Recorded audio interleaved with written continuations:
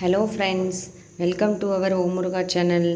Today பார்க்க போற recipe என்னன்னா சிம்பிளான குருமா வைக்க போறோம். வாங்க எப்படி பண்ணலாம்னு பார்க்கலாம். pan காஞ்சிருச்சு. தேவையான அளவு எண்ணெய் ஊத்திக்கலாம்.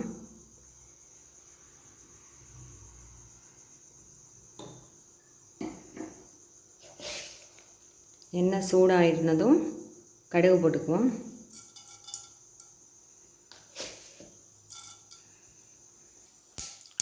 கடுகு பொரிஞ்சதும் கல்பாசியும் ஒரு பிரிஞ்சி இலையை மட்டும்தான் நான் போட்டிருக்கேன். கருவேப்பிலை கொஞ்சம் போட்டுக்குவேன். பெரிய வெங்காயம் நான் ஒரு 6 எடுத்திருக்கேன். நீட்டமாக நறுக்குனது அதையும் ஆட் பண்ணிக்கலாம்.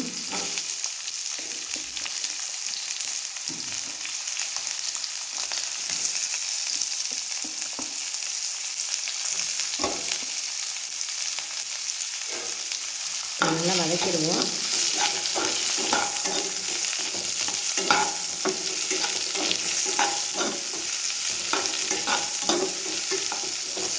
பொன்னிறமாக வர வரைக்கும் வறுத்துக்கலாம். பாருங்கள் நல்லா வதங்கிடுச்சு. இப்போ நெக்ஸ்ட்டு நான் பழுத்த தக்காளி 3 நறுக்கியிருக்கேன். 3 ஆட் பண்ணிக்கலாம்.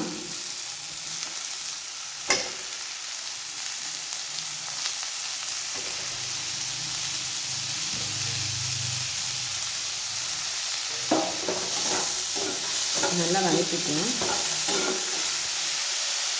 இப்போ நல்லா வதங்கி வர நேரத்தில் நான் ஒரு 1.5 டீஸ்பூன் உப்பு சால்ட் சேர்த்துக்கிறேன்.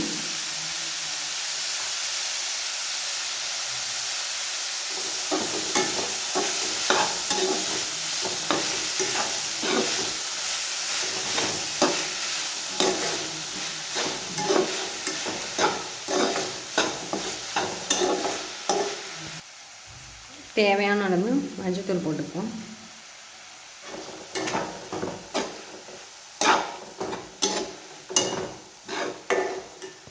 இப்போ நல்லா வதங்கினதும் நான் ஒரு செம்பு நிறைய தண்ணி ஊற்றிக்க போகிறேன்.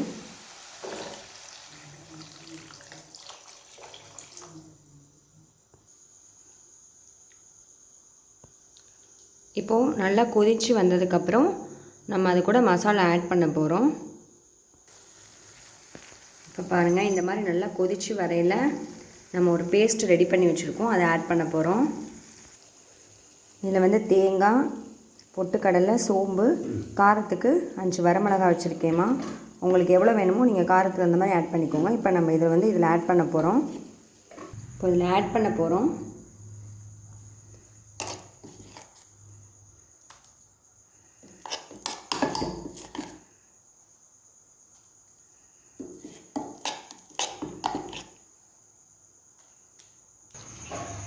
இப்போ நல்லா அதை கிளறி விட்டுடலாமா.